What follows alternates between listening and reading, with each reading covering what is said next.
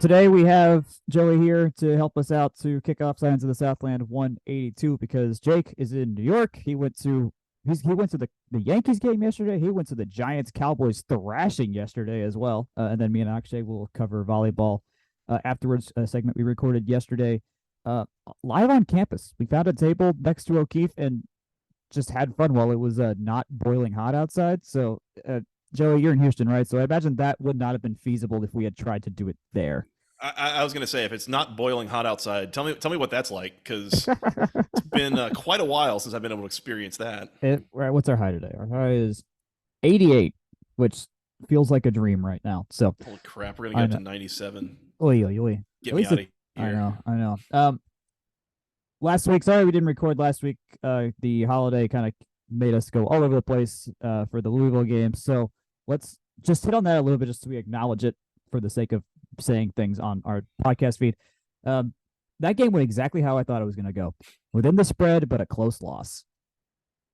I mean, yeah, the final score, the final margin looked exactly like you thought it was going to look, but right. I don't know that the how we got there was necessarily what we were all expecting.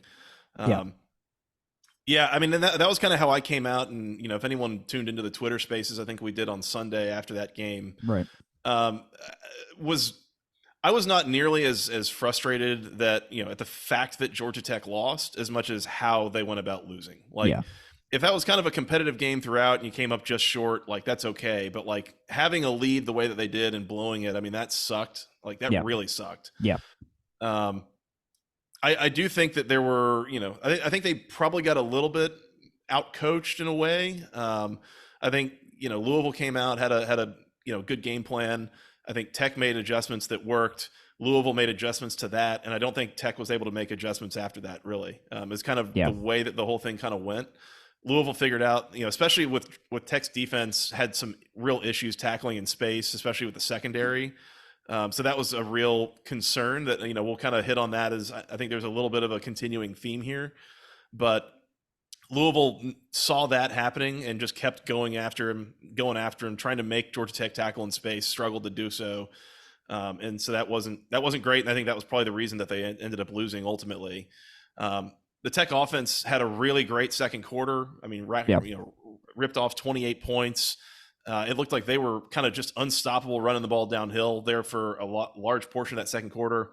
Came out after halftime, offense could not really get any traction going at all. I think Louisville's defense made some adjustments up front into how they were attacking the Tech offensive line, and that's where some of that came from. So, again, I think there were some adjustments that Louisville made that Tech struggled to adjust against, and that's kind of why the thing got away from them. So, again, more so frustrating how they lost. Ultimately, I thought they put up a good showing against what is looking like a pretty solid Louisville team. So some encouraging aspects of that, but being more consistent and making the improvements might be a little easier said than done for the types of things that they need to improve on. Yeah, they were an Atlanta-based football team that got to 28 points in the first half. I will end that there. Yikes. Let's shift to next week, or I guess what was the next week to now 2 days ago. So this year, for those that aren't aware or to know, the tailgating scene has completely shifted on the other side of Bobby Dodd. What used to be Yellow Jacket Alley and all the vendors and stuff at Callaway Plaza at the bottom of Freshman Hill, all of that is now on the other side of the stadium. They have blocked off North Ave from the Techwood and North Ave intersection all the way up to about where Cherry Street is. So basically everything along the Alumni Association parking lot, house, and all that kind of stuff.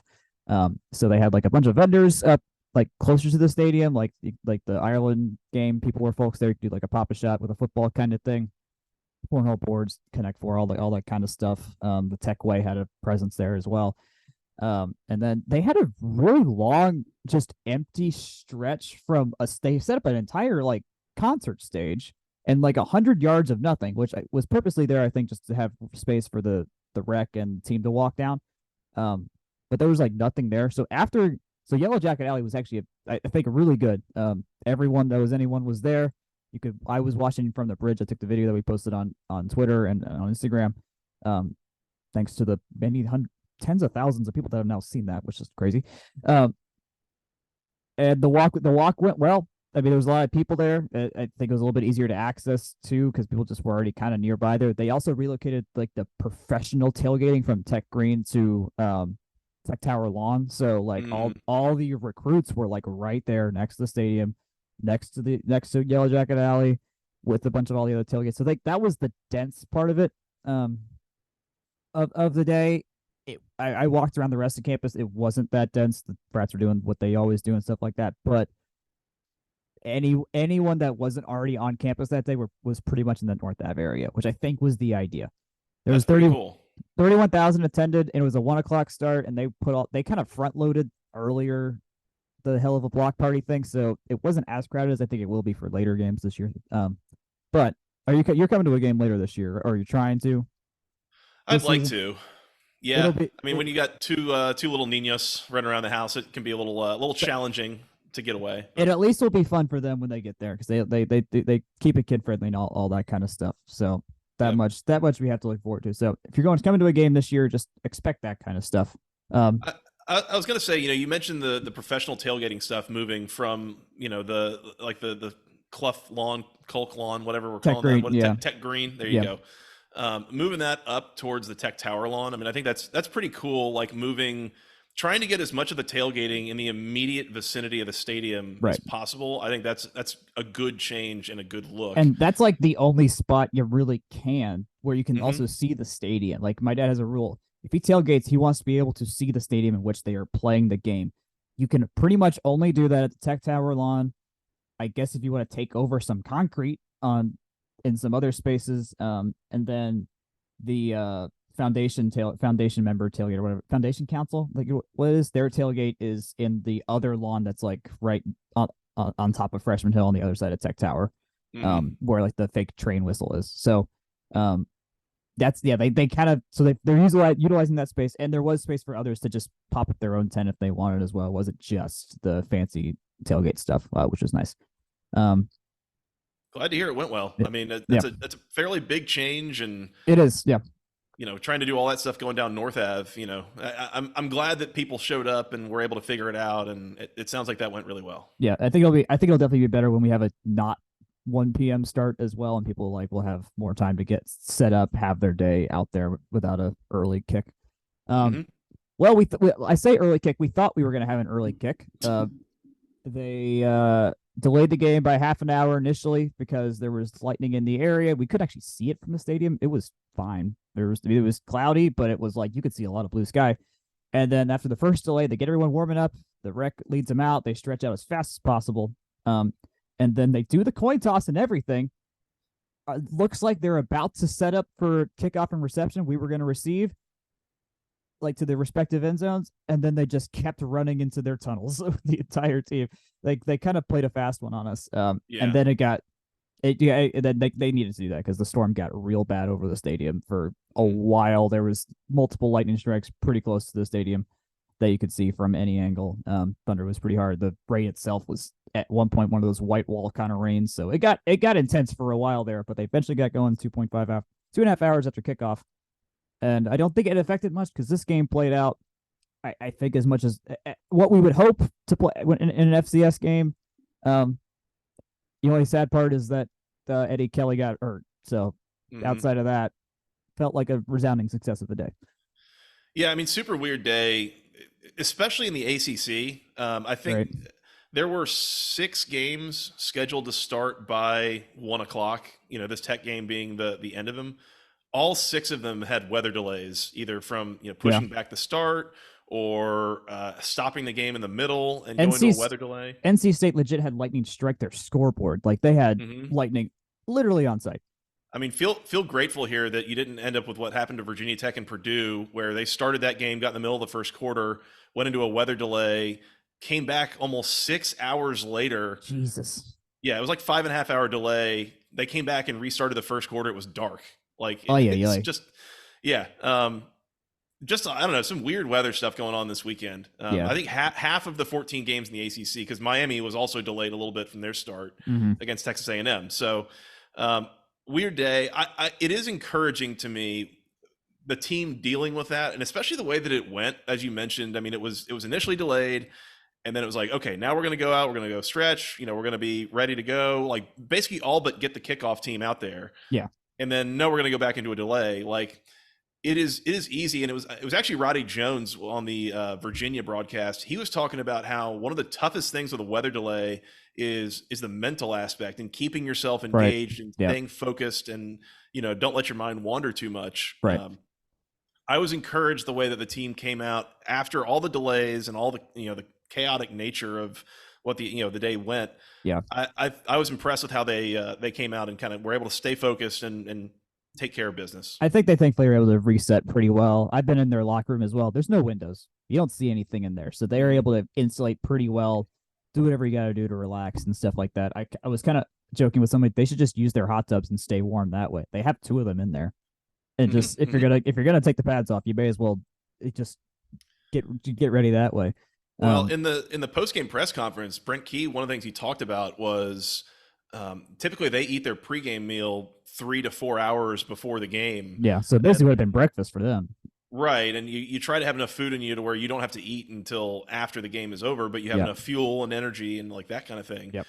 And he said when they started looking at the forecast and realized, this is going to take a while, they brought some food out, like got some more food in the guys. Nice. And that's something else I've heard a couple of guys, I think it was Roddy Jones especially, talk about before is, you eat breakfast at 8:30, 9 o'clock for a noon game, and you're not able to eat again until about 5 after, heavy exercise. He's like, you are ravenously hungry. Oh, yeah. No, that makes a lot of sense. They fed us pretty well in the media area as well because they knew it was going to be a bit. So also that storm was just like all inside 280, inside the 285 perimeter. Like it wasn't a lot. It was just a specifically heavy amount exactly where we were. That was a really annoying part about the storm. There was no system or anything like that. It was just this one thing that wouldn't move fast enough to get out of there. But anyways, let's look up the offense because I think that was easily the highlight of the day. I don't know why I put Kyle Kennard on the top of the offensive players list here. So let's go to Haynes King first. 21 of 29, 290 yards, 4 touchdowns. He had a lot of open guys to hit. He pretty much hit them all when they were open. Didn't have to work terribly hard to like throw in tight holes, but he had some long passes also that he throws a beautiful floater of a pass. Like that was the thing I noticed in the spring game, and that is absolutely stuck. Malik Rutherford had some really good catches. He had 5 for 60. So in terms of the Haynes King is good. I think that's fair to say. I've liked what I've seen from him so far through 2 games. I don't know that he's gonna be like an ACC Player of the Year candidate or anything like that. I don't think he's like super high end level quarterback play, but like definitively solid quarterback play. I think is what we're seeing from him. A guy who is able to handle playing under pressure, and he can move a little bit. And I think there maybe were a couple of moments in the Louisville game where he was a little bit indecisive or made a couple of poor choices, but he looked totally calm and collected, in control in this game, which not surprising, but it's always a good sign to see versus the alternative of him being a little bit too amped up or anything like that. Someone in our Slack posted just some basic ranks for where Haynes is right now. In the 2 games, he's 40 for 61 with 603 yards, 7 touchdowns, 1 pick, which was like a fluke of a pick anyways. His QBR is 79.4. He's second in ACC in passing yards, first in yards per game, and third in efficiency, and top 20 nationally in all those same categories. So he's one FCS opponent and one good opponent relative to how other teams are playing, and he's up there. So, and most of the other schools in the country have had that exact kind of schedule play out as well. So that's been fun. Running back wise, there was a lot of running back action, which you could afford to do against an FCS team for the most part. Jamal Haynes the Haynes squared game is what this is becoming in my head. Jamal Haynes rushed for 113, a touchdown, and had a large 67-yard run that set up a scoring drive as well. The law firm of Haynes and Haynes. This is working out quite well. Trey Cooley, Dante Smith, he was out there for the first drive, got a touchdown run, and then pretty much was just not out there. So they were letting Jamal and Trey Cooley take the rest of the reins. Trey Cooley was 93 yards rushing, touchdown. He also had that fumble at the goal line, which was kind of upsetting to see. He was right there. It was just a punch-in situation, and he very much flubbed that. But beyond that, he did I don't all even right. know if that. I don't even know if that was like a fumble on his end or it just like a totally botched exchange between Yeah, it was Evans a. and King. It looked like kind of a little bit of both. I don't. They don't have a replay monitor where I was sitting in the press box, so I wasn't able to like see that well on that one. Yeah, either way, just not a great. Everything just wasn't right about that. Ended up being the one turnover or one of the one turnover from the starting crew. I'll say because Pyron Mm-hmm. eventually threw a pick as well. Um, so they all looked great. They had running space. They made do with it. We were averaging a bunch of yards per rush. Although I want to skip down our sheet to EPA. 0.19 EPA total, which is very good. zero point 0.3 on dropbacks. So gaining a lot of momentum when Haynes is actually like attempting to throw the ball and do well there. Um, yeah, Almost 75% completions, 10 yeah, yards per attempt, 4 touchdowns. I mean, that's that's pretty ideal. good. That's Yeah. ideal. That's how you should win these games, and we did Mhm. the thing. Uh, the Gavin Stewart Can fan I, club. Yeah, go ahead. while we're talking about running backs, by the way, and you mentioned Dante Smith, is he okay? I don't know. I feel Is I wonder if there's something he's dealing with health wise that they're yeah, not really publicizing, but he did I just feel like he's like lost a step. Even last year, I think he looked a little bit slower than in 2021. right. I don't know if he's fully as healthy as he was a couple years ago when he was like really kind of the focus back other than Jameer Gibbs. Yeah, I'm keeping an eye on that one. yeah. That'll be a good note. I mean, at least we're running three deep with running back right now, so that's at least good. We can do some stuff Mm-hmm. with that. We can do some twin running back shotgun stuff or whatever we want. There's malleability there, which is extremely nice to have. Um, as I was saying, the Gavin Stewart fan club is he's walking on a tightrope right now, man. It's not looking great. It's not looking great. He missed a 40 something yarder, which he had the leg for. It sounded Mm-hmm. loud from the press box, but was not on frame. And then Aiden Burr came in, hit his field goal, hit his extra points, and they looked great. Uh, Mm-hmm. Not missing is kind of the name of the game here, and he did not miss. So I would not be surprised if we're seeing some Aiden Burr action in down in Oxford, if assuming we get some good field position, at least get some kicking done. So he was 2 for Mm-hmm. 2 for his kicks. They also misannounced in the press box one of the kicks they attributed to Stewart when it was actually Burr. So he caught everyone off guard for a second that he was out there. Um, Aiden Burr, sir, doing well. That's right. Yeah, he was a guy that was recruited a couple years ago, but he missed all of last year. I think he like tore his ACL or something in spring Mm, ball. Like he came in as a spring enrollee and had blown his knee out, I think, before the summer even started. So he yeah, never even had a chance to kick last year. But a guy who I think was pretty well regarded out of high school. So as most of these kickers tend to be, and we know yeah, how that you goes got with to be. college kickers, Yeah, But definitely could be a nice support system for the Gavin Stewart fan club. that would be nice. When I get given the chart, like the rosters for games, I like make little pluses and minuses of players that like did a like really big plus plays or really big negative plays. I forgot that Brett Seither scored a touchdown. We had a tight end touchdown on the Georgia Tech offense. Finally, it's actually happening. We're utilizing these guys, and it was our third string tight end at that too. And his former teammate Don Blaylock. Yeah, yeah. Blaylock did. Yeah, where did There was a Blaylock have? funny Blaylock had exchange. something too. Oh, There was Singleton had some stuff too. Yeah. Anyway, go ahead. Singleton had another touchdown catch. That was kind of fun. Yeah, there was a funny moment in the post-game press conference where somebody asked about the indoctrination of Brett Seither and Dominic Blaylock onto the team, and Brent Key basically looked at the guy and said, they're Georgia Tech Yellow Jackets. Don't know what you're talking about." And then he said when Blaylock came over to the sideline after catching his touchdown, he said, "All right, now you're in." So Nice. it was a funny exchange. Love to have that. Mm-hmm. All right, let's finally shift to the defense. I think in general, we thought it could have been better. South Carolina State was able to. They were running triple option stuff, and then the first drive they started passing. They kind of had whatever they wanted on that drive. Kyle Kennard did have an interception and a fumble recovery, so by far the standout guy. Eddie Kelly led the team in tackles with 9, but then he was the only guy, as I mentioned, that had like a looking injury. He had a pretty bad grimace on his face coming off the field, and he was not putting much weight on that right leg. I haven't seen an update on that, but the main thing is he was starting for Sylvan Yonjwin. I forgot how you pronounce that. So we kind of need him to not be injured because he is the depth there, and that there's not much depth behind him. So Yeah, I couldn't really tell what happened. I know that he looked like he was in a lot of pain. Yeah. I will say, I mean, for what it's worth, I've seen guys before that are just like cramping that look like they're in a lot of pain, and that obviously goes away Yeah. after a short amount of time. So that it could be nothing, but you better hope it's not serious, because Yeah. that, like you said, I mean, starting to all of a sudden run very, very thin at that kind of key position on defense, and it's only week 2. So Defensive end being the position we are talking about here. mhm. Who else did I have pluses for? I had pluses for Jalen King, had some good pass deflections. Kyle Kennard, of course. Kevin Harris had something, I forgot what it was. I'll note we had no sacks, but South Carolina State, as I mentioned, was pretty much running the triple option the overwhelming majority of those snaps. So the timing to get back there was going to be minuscule at best. So I'm not worried about the fact that we haven't really done anything much on the sack part in these last 2 games. Yeah, they had a drive, at least one drive, where it was pretty clear like they're just going to keep running the ball. Yeah. And Tech kept setting up with like 2 deep safeties. Yeah, that was weird. And I was like, that was weird. It was clear to me. I was like, well, no. You need to be loading the box and try to force them, dare them to throw it. Right.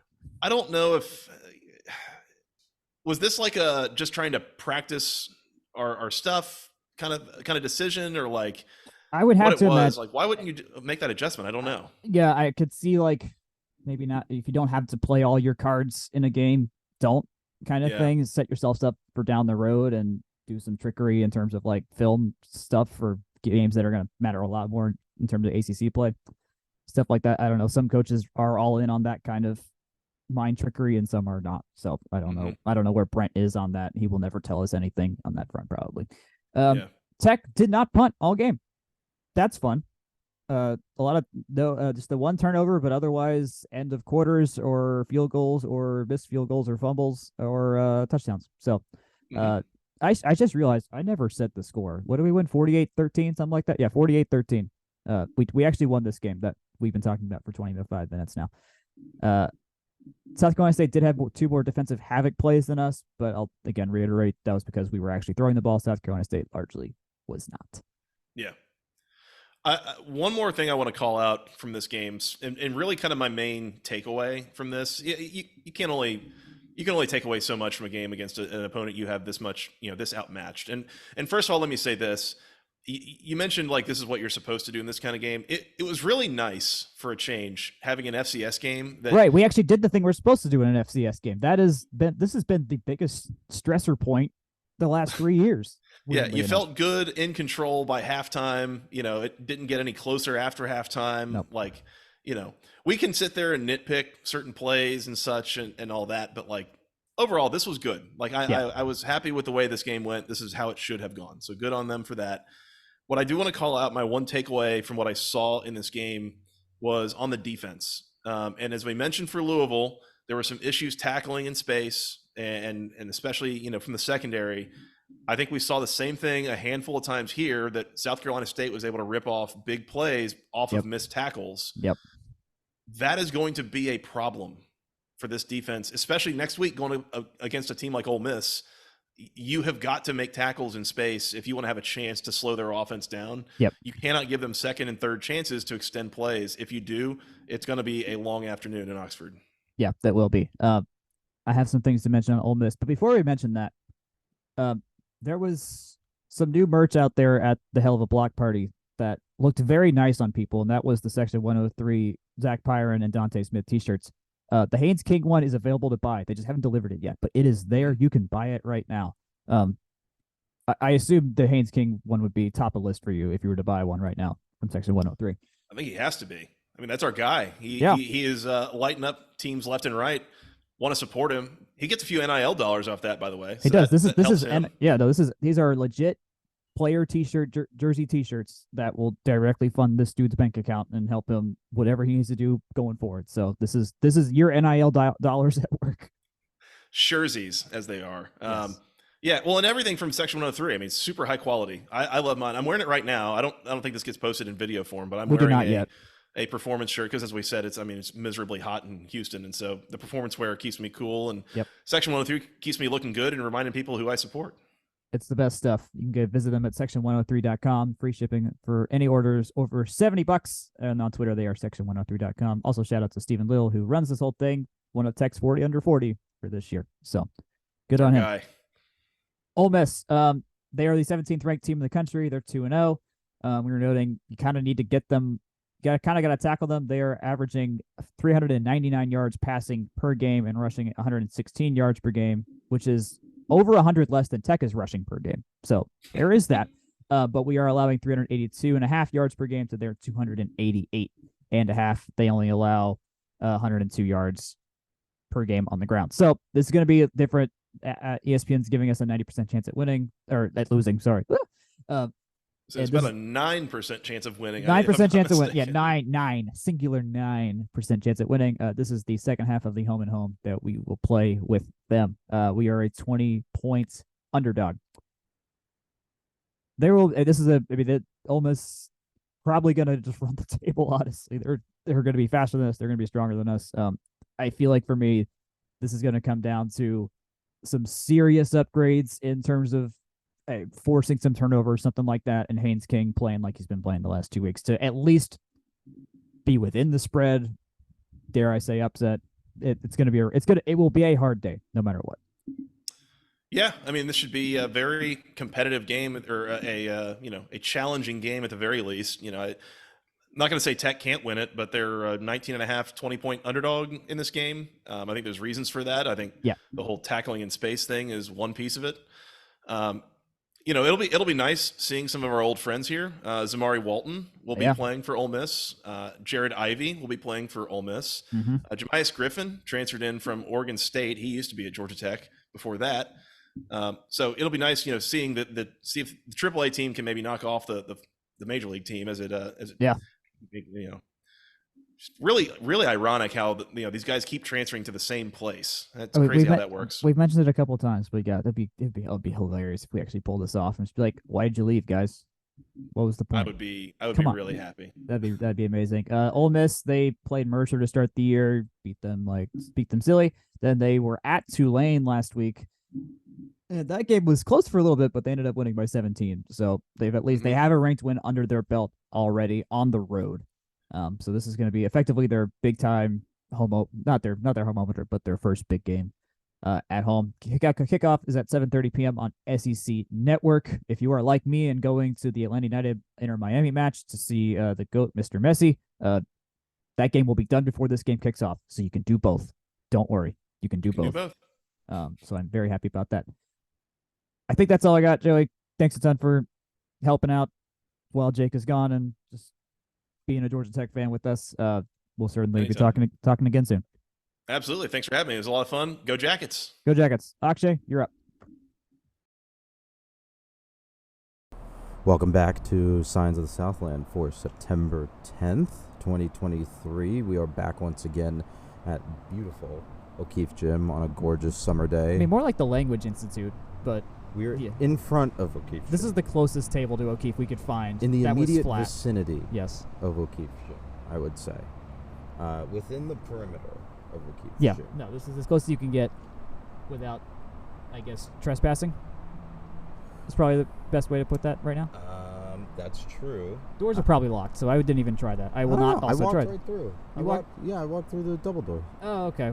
Yeah, those are always unlocked. Those are always unlocked. Yeah, I mean the lock is literally pulled out of the door frame. That is true. I didn't even think. I was thinking about the actual doors to like the other kind of entrance, not the connecting pathway. But anyway, the important part of why we're here is to talk about the number 11th ranked Georgia Tech volleyball team. They are in Tallahassee today.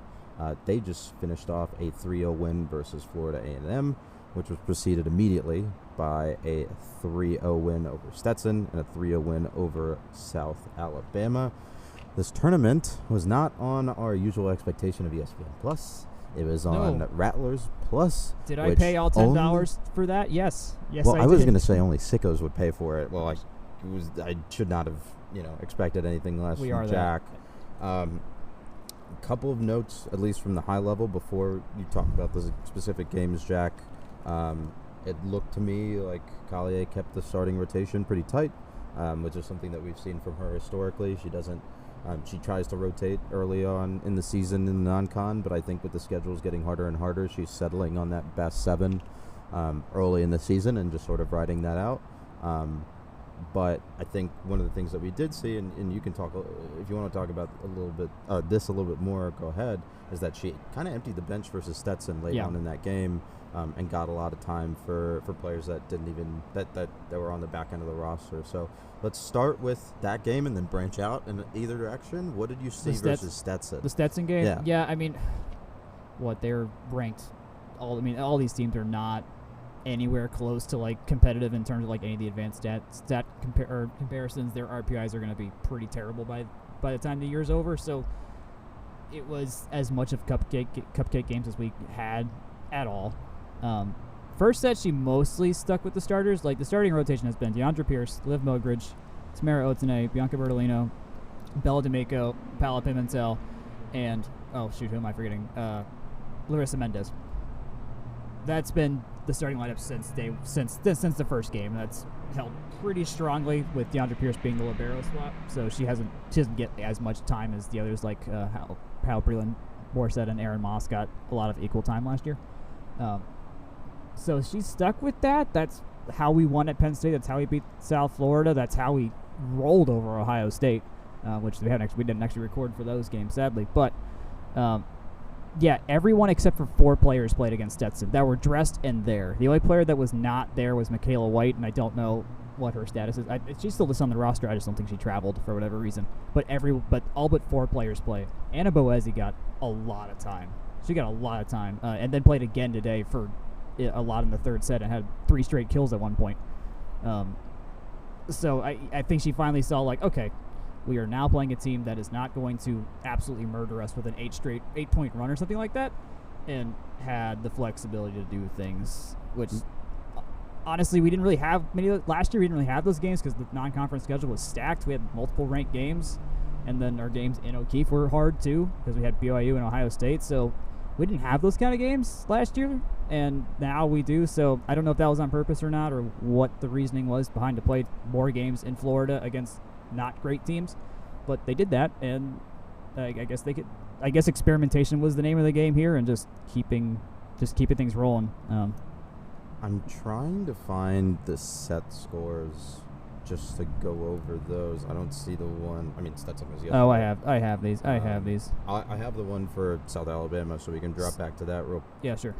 So just to review the entire weekend, so that's 25-15, 25-18, 25-23 versus South Al. You have Stetson. Stetson was 25-12, 25-15, and 25-13. And then FAMU? Today was 25-15, 25-20, 25-15. So that third South Alabama set was the only time they really got challenged.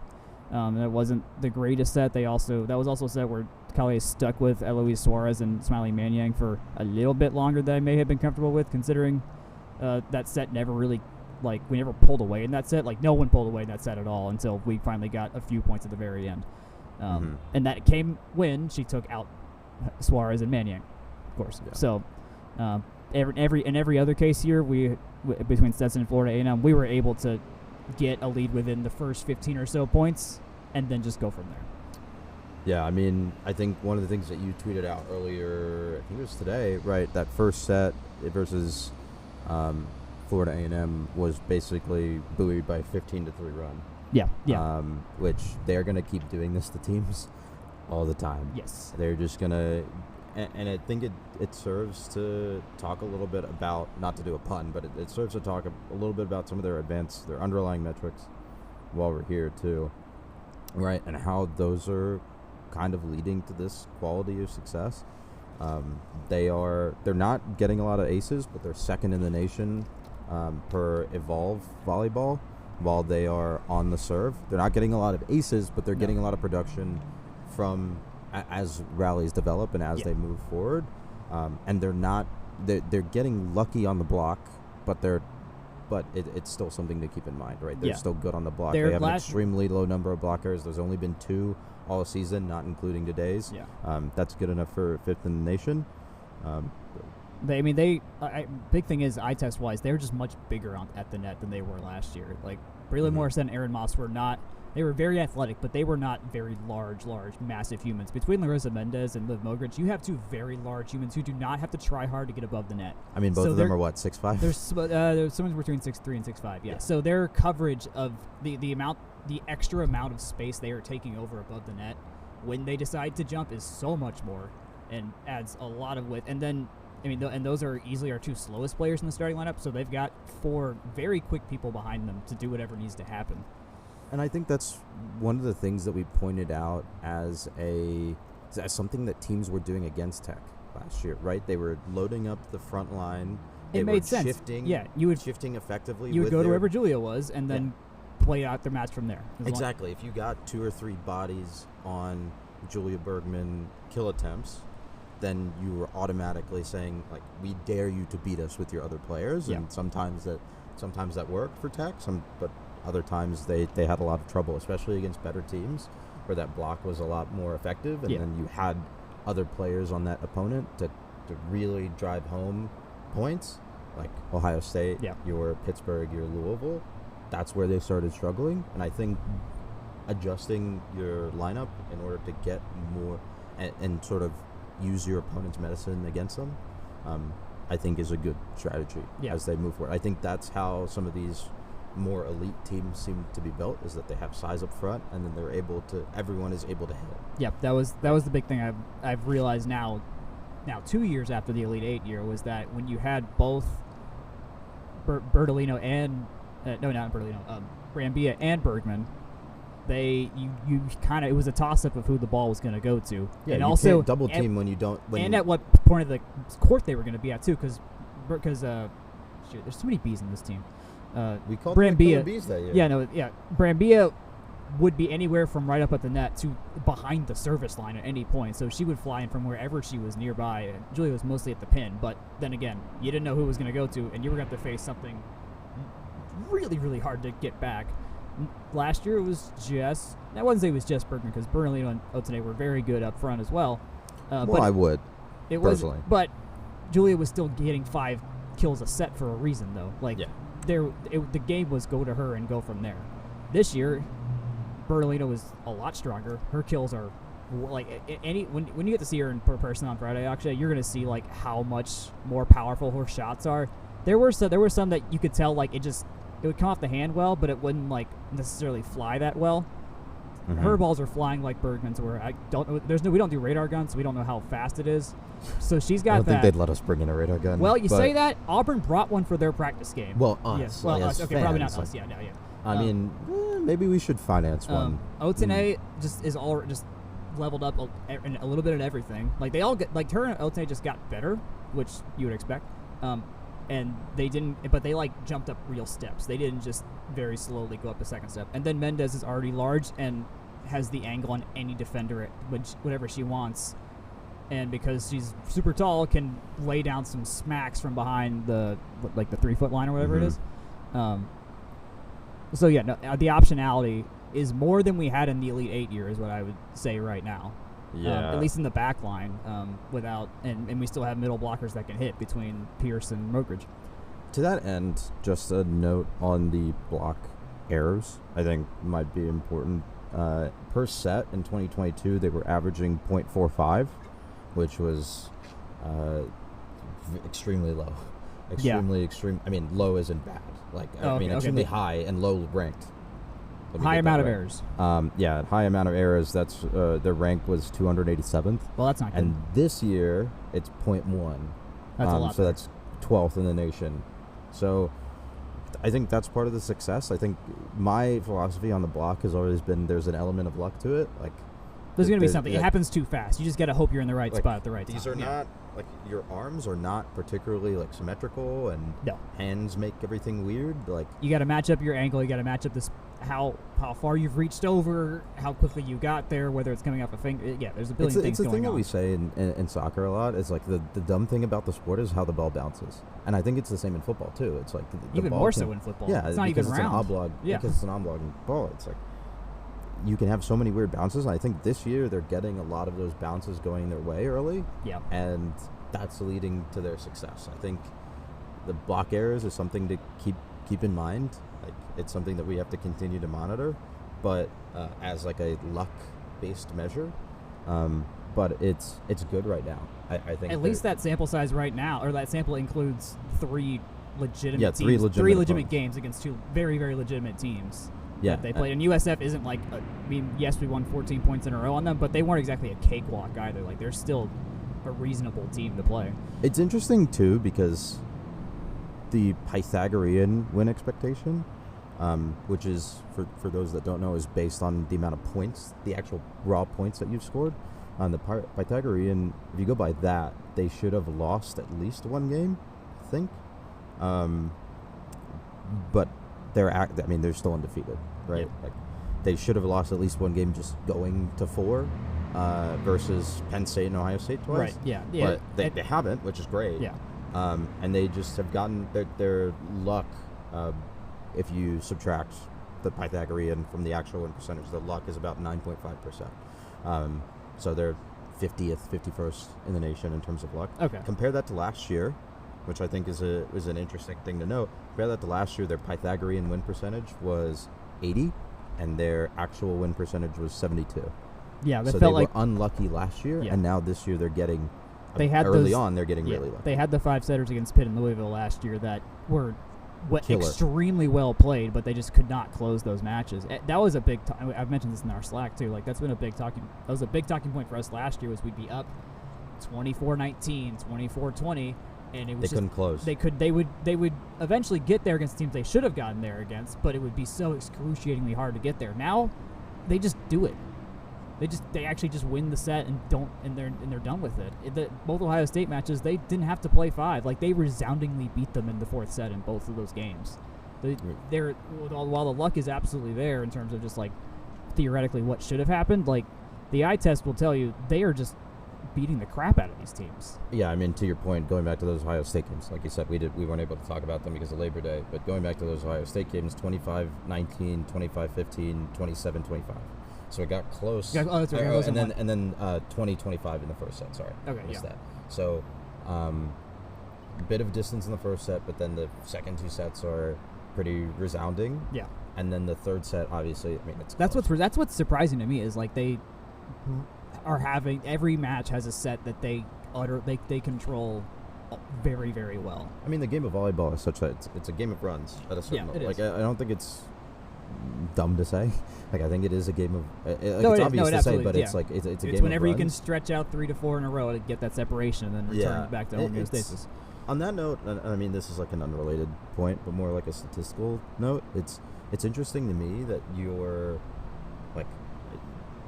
actually do worse on average when it's your serve compared to the other team's serve.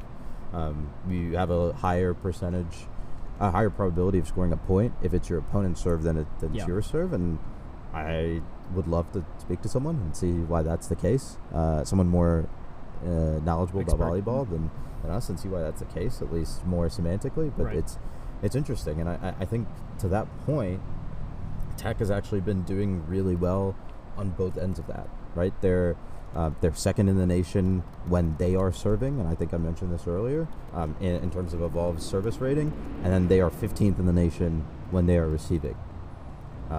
So the way that these ratings are calculated, it's a expected probability of winning a point versus or receiving or serving versus an average opponent. Mm-hmm. So you're all your schedule, your opponents are all adjusted for in that calculation. So the way that we would talk about this a little bit more generally is that when Tech is serving, they win points about 60% of the time, which is ridiculous. Yes.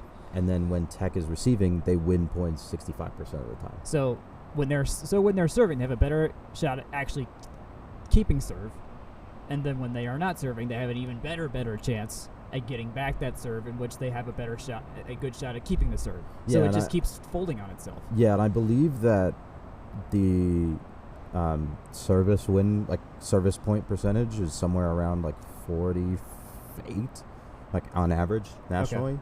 Okay. So you can use that as a benchmark, right? So it's 48 to 52. Right. Right. So use those as your benchmarks. There are obviously teams that are better on the receive. That 15th is still 14 points off first, but 14 places off of first. But you sort of understand like how good they are in both in terms of how they when they're on the front foot and when they have to defend their own paint. Yeah. Right. So it's a really good team. It's a really good team by the numbers, and I think you would agree it's like a really good team. I just pulled watching up. them. I just pulled up our Husker Geek like profile page. First service point percentage wins 64.19%. This is before today's game against Florida A&M. So I think this is. It's also not including the Stetson game either. Oh, I know. Okay, 'Cause so this is through this is pulled through Friday's game then. Dig percentage 65.95, tops in the nation. Opponent kill percentage 21.56%, first in the nation. Opponent adjusted hitting percentage 0.039, second in the nation. We don't let the other team hit the ball on the ground. Basically, is what's happening here. And Pimentel got a Defensive Player of the Week nod for the ACC last week, and again in the Ohio State games, and that's kind of how you have to do that if you're gonna beat the crap out of teams like that. I think the defense has really improved this year, both because of that size. Yeah. And I think Pimentel has also improved. I think later on in the season, get better. Yeah. Late in the season, we definitely had some issues. We were asking questions about her serve receive, which was not clear, good. It was bad. a negative. It was literally taking away points away from the team. Like every statistical measure showed that. Yeah. And she mentioned when I interviewed her, like, that's the thing she needed to focus on. Like without Bergman, that back line was not as large. I mean, Mendez came in, so it's still large, and Otene and Rodolino are back there, but she's still the leader back there. Like she is the her and Bella are the quarterbacks right now. It's important that she keeps them organized as an older leader on that team, right? It's the same. I mean, I don't think that there's a very good soccer equivalent, but the way that I would see it is, as that defensive specialist, you are like a goalkeeper. You're responsible for setting up the defense properly. She's more of a catcher. Yeah. Okay. Kind of. A catcher or a holding midfielder. Okay. I would say that D'Amico is more the holding midfielder. But she is a distributor. Yeah. Anyway, we're going too far into the weeds on the comparison, but just the team is good. I don't think we have to question it more than that. Let's talk about the rankings real quick, because I know we talked about a bunch of the ratings, but the official rankings. Coaches poll 11th. They didn't move after beating Ohio State last week, and there was a lot of consternation, I think, for us.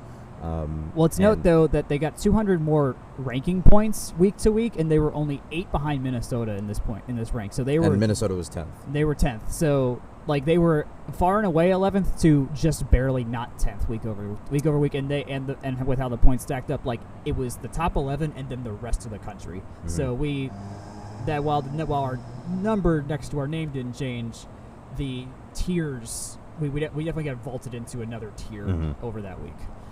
Yeah, but I think there was some consternation across the Georgia Tech landscape about not actually the number moving up, right? Yeah. So, but yeah, like you said, they've moved up. They've moved higher into 11. They've moved into a higher 11th ranking. Yeah. Evolve Volleyball has them at 8th. I think that is not including the last two games, or at least today's game. Like I said, second in the nation on the serve, and 9.5% luck. So keep those numbers in mind. Husker Geek has Tech before this weekend's games, 3rd in their Viper rankings, just for context as well. Louisville is 8th and Pittsburgh is 5th. So, I mean, you're beating out two very, very good teams in both of those. But it's still early, right? I think Tech has played a pretty difficult schedule, all considered. Yeah, it was difficult. There's no way to put it. Yes, these games were easy this weekend, but it's not like they didn't set themselves up to have impressive wins, and they did those impressive wins. So far this weekend, the only big loss I've seen ahead of us has been that number 6 Oregon lost to Minnesota, and then also number 8 Oregon, and then number 6 or number 8 Oregon lost, and then also number 8 or number 6 BYU. I can't read my screen that well. Also lost, and they lost to number 13 Washington State. So there's been some ranked on ranked defeats going on, but the top of the charts are not moving at all. They're winning games as they should. Just to contextualize the schedule portion of this, Tech has the 4th hardest resume per Husker Geek. Fourth hardest strength of schedule. Or no, their strength of resume is Sixth. Sixth. Yes. Okay. Some of these ratings are a little complicated. Let me double check Louisville's, because I want to make sure that I get some of this stuff right. So actually, Pittsburgh's is up first. Pittsburgh's is 20th. Okay. And Louisville's is 4th. Louisville did play a lot of good teams over this case so here. Louisville's, I mean, they also have a lot of good players. Yeah. Anna DeBeer is fully healthy, which is a terrifying proposition because they made a really good run last year with her not healthy. But Louisville's schedule, I think, is interesting to think about it being strong, honestly, because they played Troy, Washington State, Wright State, South Dakota, Washington Northern State's good. Kentucky, Missouri, and Dayton. I think they're getting a bump from playing the SEC. Yeah. And a bump from playing the Pac, the remnants of the Pac. Yeah. So that's interesting to think about because if you look at the conference rankings, the Pac is number 1, the SEC is 3, and the ACC is 5. So all of that sort of folds into. Behind us, there's not much going on behind us. I don't think Miami's really showed up yet. I think it behooves us to take a look at the ACC standings there too. Tech obviously at the top in terms of Viper, Pittsburgh, Louisville, Florida State at 4, Notre Dame at 5, Wake Forest at 6, and then Miami, who we thought was going to be in that 3 or 4 spot, is now in 7th. So, like you said, it's a very different world than I think we saw. Everyone in the ACC except for Syracuse is going to go finish, or is it through non-con plays at the moment still with a winning record. Us, Louisville, and Virginia Tech are the only undefeateds left in the ACC. Pitt's lost once, Wake Forest lost twice, Duke lost twice, and yada, yada, yada from there. I'll note, we thought the San Diego game this coming weekend was going to be like our biggest test of non-conference. They're now unranked. Yeah, and I think I talked about before the season that this is around, like the San Diego game is around where you have to sort of tighten up. Yep. And, because, I mean, 1, it's right before conference play, and 2, this is the opponent that we sort of, like you said, marked on the calendar, said, okay, this is the one. This is the one. Know. Like, these are recent Final Four contenders. I think even last year they made the Final Four, right? Yeah, last year they were. So this is a recent. They were Final Four candidate. They were the 3rd ranked team after the national championship last year. Yeah. In that final ranking, so it was oh man, we got the best outside of Louisville and Pitt to come here.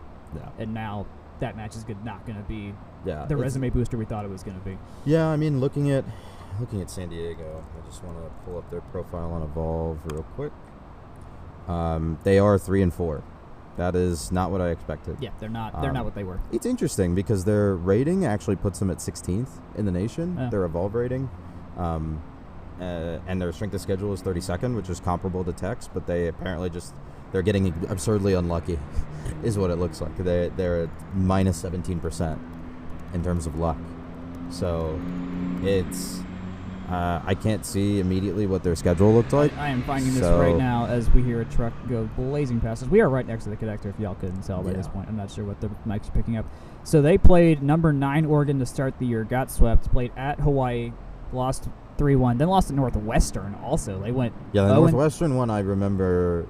Northwestern is okay, if I remember. They're not bad. Yeah, they're not bad. Yeah, but that one I think I remember our other resident volleyball fan, Jake, saying was extremely stinky. Yeah, so. And then they hosted number 24 Tennessee and lost to that game as well. So they've had so they started 0-4 and then have beat Boston College, Marist, UC Davis, and they play USC right now. Let me check what their Pythag looked like. There's a lot of lost sets here. I mean, that game versus Oregon, 21-25, 22-25, 13-25. Close, but no cigar, especially in that 3rd set. You just kind of got drubbed. Northwestern one is bad. Like, they got taken to the cleaners in 2 of those 4 sets. Hawaii a little bit closer. Tennessee, kind of drubbing. Yeah. I mean, Boston College. At least they beat them. They beat Boston College, but that's not saying much at all. Should not have dropped a set to Boston College, and then Marist is Marist. They took care of business. Yeah. But, I think there's a good team somewhere in there for San Diego, but I don't think their ranking shows it. No. I think is the best way to say it. Yeah, that's a fair point. It won't be a marquee No, but I I think mean it's the important. Georgia match is now the best matchup of the weekend. I mean, it's the only one I cared about, to be fair. That's fair. You could have told if they went to 5 versus Georgia and beat them, and then lost to San Diego, I would not have cared. So I mean, yeah, There's- Wyndham and Camish against them, yeah, of course. Yeah. of course. So now that we're on to talking about the schedule, Friday 7 p.m. starts like a very busy weekend of sports in Atlanta. It is a It's nuts packed. weekend. We have that game, at least for me and Akshay. We have that game, and then Inter Miami comes to town the next day, so we're going to be in Mercedes-Benz. We will not be at the Howard volleyball match, which that is the one to Unfortunately. miss. And then the next day, the Packers are in town also. We play the Falcons, and then we play San Diego. Packers Falcons are at the same time as San Diego. Yes. Howard Tech versus Howard is at the same time effectively as Miami Atlanta. Yes, and then And- the Miami game got moved up to 5 o'clock, thankfully, so that game will end right as the Tech Ole Miss game is kicking off also. So almost all these are going to, outside of Sunday, are separately occurring.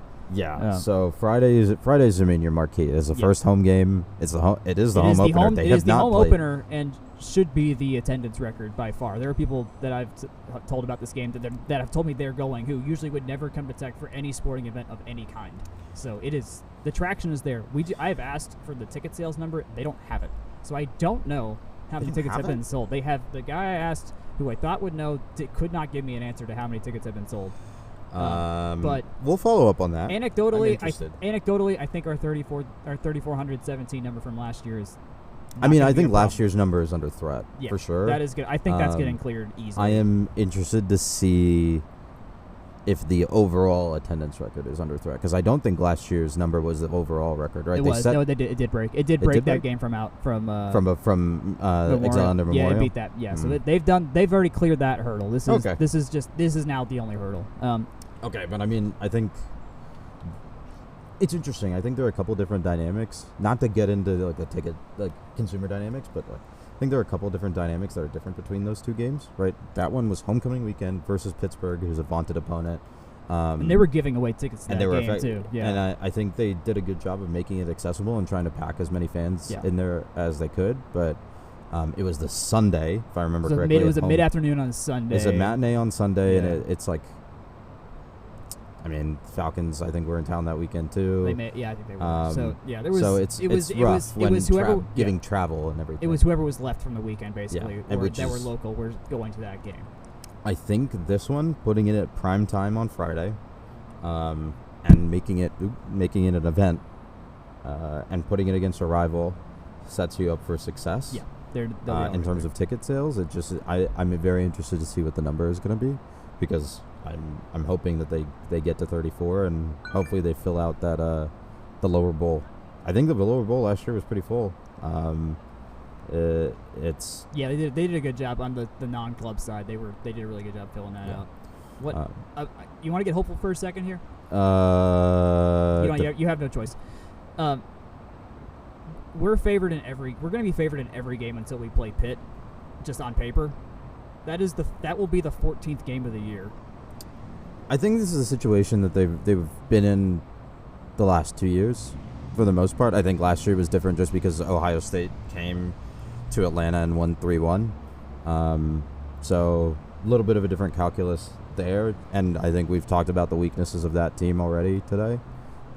All that to say, but they're a good team. They're a good team who, I won't say they'll go undefeated, but Collier's best win streak at Tech is 10 games.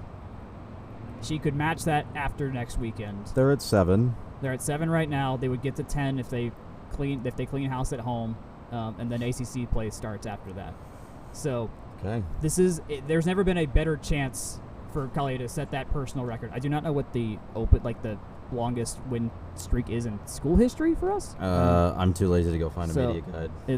We'll find that out later. But they are set up for the top of volleyball is very, very good. They may not break the top 5, but at least what they've done in terms of program history, some of those things they're very possibly going to be approached or maybe overcome if they keep playing the way they're playing. A lot of good things are going to happen. That's just how that's going to go. I agree. I Agree. Let's move on to talking about the swim and dive schedule, which we now have in hand. They'll start with a inter-squad scrimmage on the 22nd of September. That'll be at home, obviously. There's an open water session the next day at Lake Lanier. Dangerous. With Swim Across America, that's at 7 a.m. of that day. They'll be in Tallahassee for the Florida State Fall Classic from the 29th through the 30th. They'll go up to Athens on October 11th. They'll go over to Emory on the 13th. They'll host Florida State on the 19th, and then they go. This is an interesting one. This is a new one. I like this. They'll go out to Texas. They'll go to College Station at the beginning of November. This is a tri-meet between A&M and Texas, which means we have to face the best men's team in the country and Texas A&M. Yes. I think that's exactly how I would describe it. And then they'll go, after that, 2 weeks later, they'll go back up to Athens for their invite. That's the 16th and 17th and 18th. They'll go to Charlotte to play Queens in January. So they'll take all of December off for the holidays and for finals. Yep. January 13th is at Queens in Charlotte. January 26th at home versus South Carolina. There's a tri-meet the next day versus Carson Newman, which I've never heard of, in East Carolina. I think we played baseball against them this past season. I have no idea. Or am I thinking of Gardner Webb? I don't know. You're thinking of Gardner Various Webb. names that You're sound thinking of like Gardner people Webb. that probably were people. You're definitely thinking of Gardner Webb. February 9th, Auburn. I'll be at Auburn. And then the 19th of February is ACC Championships in Greensboro this year. Both sets are, both the are in whole Greensboro. week Yeah. is ACC Championships, men's and women's. Then there's the Bulldog invite, again in Athens. They swim a lot in Athens this year. I like that they're doing this because, at least for the women, because that is where NCAAs for the women are in late March. And Zone B diving, So interestingly enough. They're going to be there a lot, more than they're going to be at our pool almost, with how this schedule panned out. And then to finish that off, the women's championships, like you said, March 23rd, or the weekend of March 23rd, the weekend of March 23rd in Athens, and then the next weekend is in Indianapolis for the men. So it's packed. A lot of big swimming in Indianapolis next year. They have this, and then Olympic trials are moved into Lucas Oil Stadium. Are they putting? They are building a pool in Lucas Oil Stadium for the Olympic trials. Is this one also in Lucas Oil? This will probably be at Indiana or wherever they. No, it's at Indianapolis. It says Indianapolis. Oh, okay. Well, it'll be. I don't know what building actually. It's a good question. Championships 2024. It could be there. Oh man. It says Indianapolis, Indiana. It is hosted by UEPUI. They have hosted diving multiple They are times. hosting it on campus at UEPUI. Okay, that makes sense. Yeah, because they've hosted diving before in the past, so this checks out. I would have thought they would have used Lucas Oil for that one, just as a test event for the trials. I'm not sure the Colts would have been keen on that, because that would have meant there would be a pool on their field for 2 whole months, and they couldn't use the stadium for other stuff, such as summer concerts that come through the United States. And they also chop off, for how they have that set up for seating, most of the stadium's not going to get used for that, actually, just because of how big a pool is and how tiny humans are. So, meh. Yeah. Meh. Important note: Tech will be hosting both NCAA championship meets in 2026. Hey. Again, after they last hosted in 2022. So that'll be fun. It's a swimming schedule. We don't have our other swimming expert here to really slice and dice, but he would have had something about the Queens meet or something about that probably. I think they have swum. I wonder if that's a home and home, because they swum here too. Yeah, they were supposed to go there but I think he got COVID. COVID canceled. Yes. Please edit that out. I think the open water is interesting. I don't think I've seen that on the schedule before. But I think that this is a lot of high quality opponents. They're not swimming against Scab. No, Emory, None of that. Emory's been one of the best. Emory's like a national championship. Yeah, program they're a in great D3. D3 pool, and like swimming at their pool is honestly great. For those that have been, I swim at that pool multiple times. It is extremely, extremely nice. Yeah, I mean, going out to Texas. I mean, even though it's at Texas A&M, you're still swimming against Olympic athletes at Texas. So. Yeah, no, that's going to be there. That will be by far the stiffest competition they will face until ACCs. And anyway, a number of Texas swimmers, current Texas swimmers, have records at Macaulay Aquatic right now because of those NCAA meets. So, yeah. I'm sure they'll set some at a College Station, surely. Oh yeah, no. If Texas goes to a pool, they set pool records at this point. That's just how they're. Well, unless they're not. Mid-season tapering versus end-of-season tapering is also different. So there's a lot of factors, but yes. Yeah. That's kind of it for me. Anything else you want to discuss on volleyball or swimming? Please come to the volleyball game on Friday, because if they have told me if they sell at the lower bowl, they'll sell the top deck, and we can fit 11,000 people in there. There was 93,000 people at a volleyball game 2 weeks ago, so no reason we can't get at least 11,000 here, I think. But the capacity is 86. They put people on the ground at Husker State. No, not at Husker. The Husker thing was awesome, by the way. Oh, I want to make is sure my that number we right? get that on My the number. record. Oh, is it 86? 8600? No, it's 8600 at Where did the 11 number come from? I do not know where I got the 11 and number. they might have been able to put people down on the floor. They didn't do that last year. You might have the 11 from the Olympics in 96? Something else. Well, either way, I think we can. I think we will break 5,000. My hunch is that we will break 5,000 people. That is just me just feeling out the vibes. I run from there. We get the capacity is 8,600. 8,600. This will be the first time we get a chance to beat Georgia in anything this year, so that's always a fun opportunity for us. So my favorite week of the year. It's going to be great. We'll be there. I know a lot of my friends are going to be there. I know at least most of the from the Rumble Seat Atlanta contingent's going to be there. So, yeah, going to be a big day. Show up. I think that's all I've got. I think that's about it for us. Jake isn't here to do our usual outro. But I'm not great at this, but I guess I'll try it again. I mean, you want me to just read it? You can read it. I mean, I'll read it. I've never heard you do it, so. I've never done it. I always make him Oh, do my it. goodness. That's the scam. That's why I run the show. Well, you know where to find us at FromTheRumbleSeat.com. You can email us if you have questions, comments, or concerns at FromTheRumbleSeat@gmail.com. You can find the blog at FTRS blog on Twitter or X or whatever the hell it's called now. You can find Jake at JakeGrant98, Jack at Jack Nicholas. You can't find me on the internet, so don't try. Thank you again to our partners at Section 103. You can find them on Twitter/X at Section 103 and Section103.com. You can find this podcast wherever fine podcasts are distributed, not sold, because usually you don't pay for them unless it's on Patreon, which this is not. And now I've spent too much time on this bit. Thank you. Good night, good luck, and go Jackets. We'll talk to you next week.